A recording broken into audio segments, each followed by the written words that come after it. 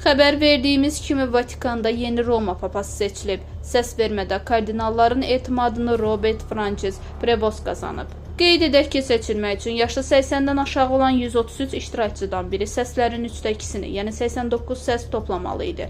Xatırladaq ki, konklav səs vermənin ilk günündə yeni Roma papasını seçə bilməmişdi. Bəs yeni papa kimdir?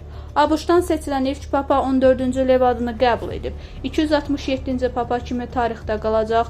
Prevost 14 sentyabr 1955-ci ildə Illinois ştatının Chicago şəhərində anadan olub.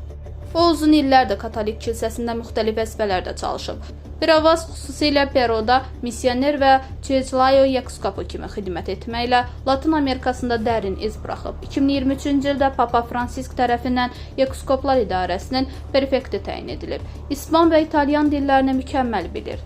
Prevost Romada müqəddəs Thomas Aquinas Papalıq Kollecində kanon hüququ üzrə doktorluq dərəcəsi alıb. Müqəddəs Avqustin ordeninə də layiq görülüb.